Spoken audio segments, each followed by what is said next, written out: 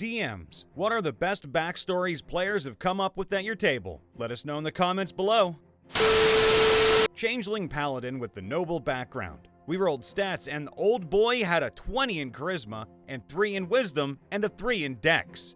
His backstory was that he'd run into the crown prince in the woods and out of pure clumsiness accidentally killed the guy, panicked, and decided the only thing to do was try to replace the guy. He fakes massive memory loss from his fall and waits for rescue where his family and subjects are shocked by his transformation from a spoiled little jerk to an almost timidly polite and kind young man.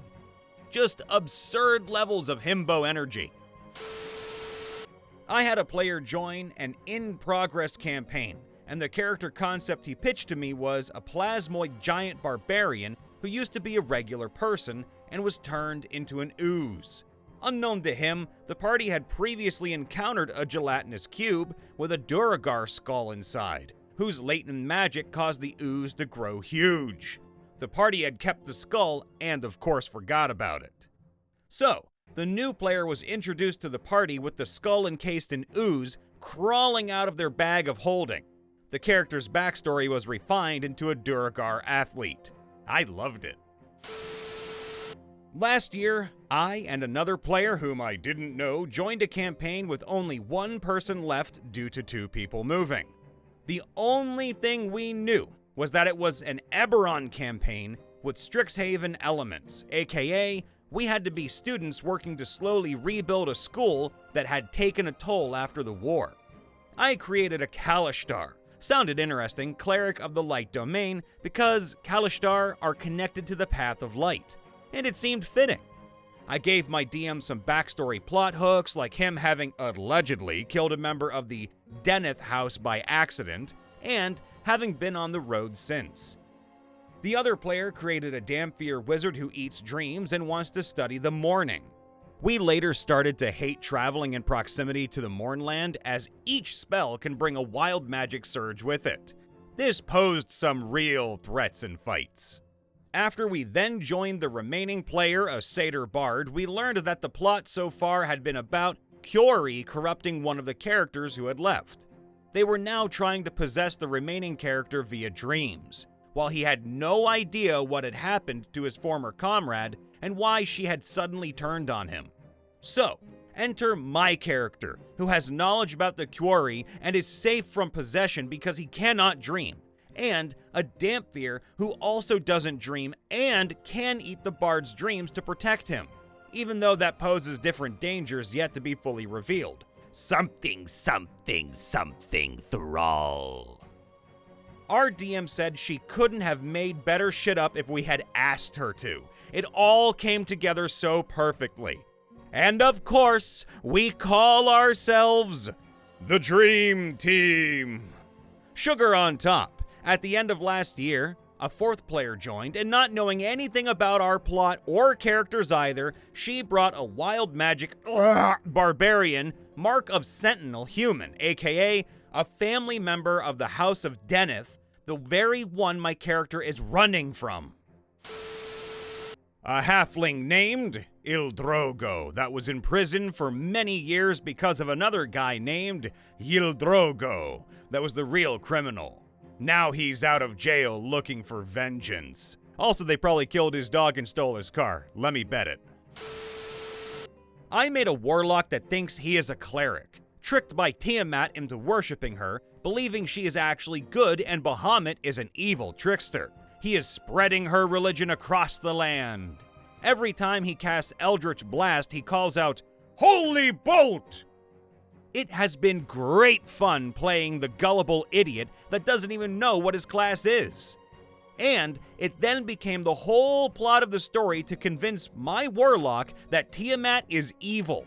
Great fun, and headaches for all involved. One of my players made a satyr barbarian named Solomon, and he was part of a guild of bakers.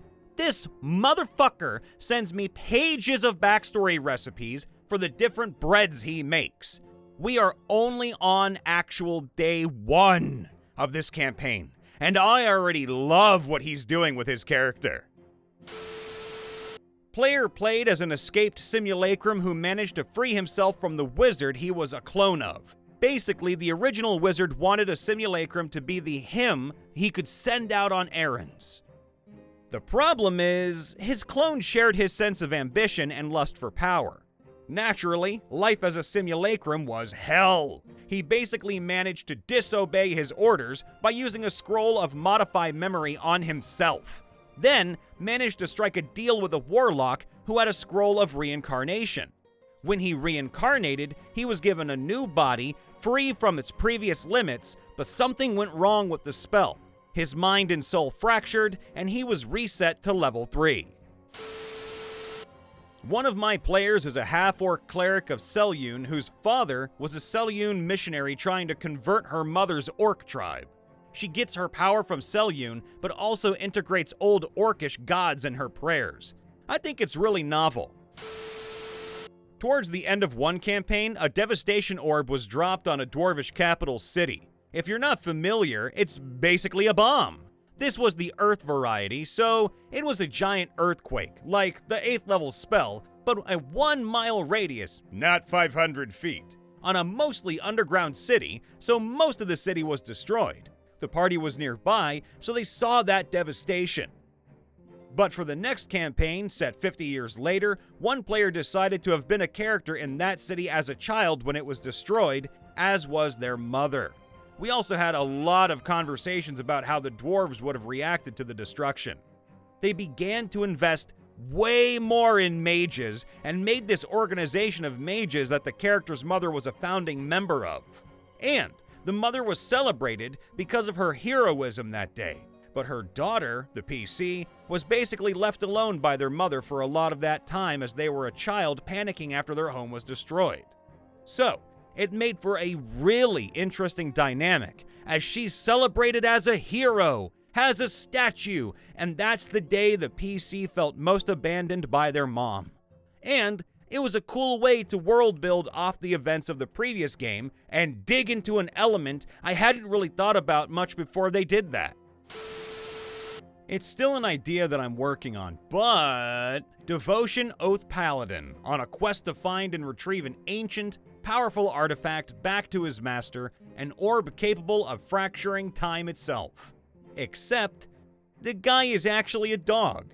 His master was just a lonely guy who happened to be a wizard, and one day, he decided to true polymorph his dog into a human so he'd have company.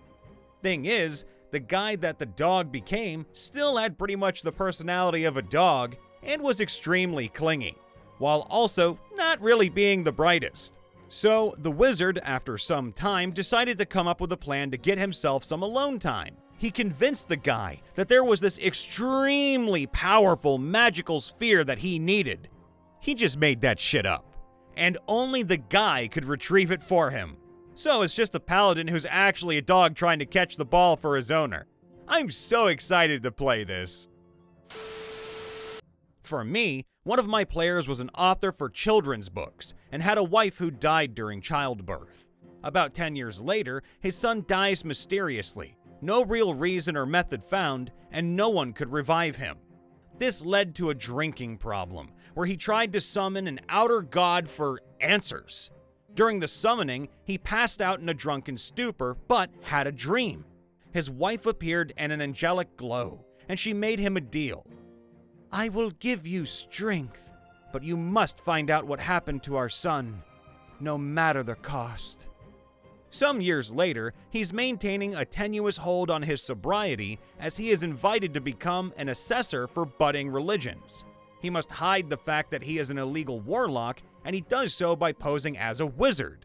I think cleric makes more sense for a celestial warlock, but hey, it's his call. With a pact of the tome. He does question how his wife, who wasn't that religious mind you, became an angelic being, and he's still wondering what happened during the initial summoning. I had a guy come up with a gnome bear totem barbarian. The gnome was raised by bears and was fully convinced he was a bear. His name was Winston Die Faces.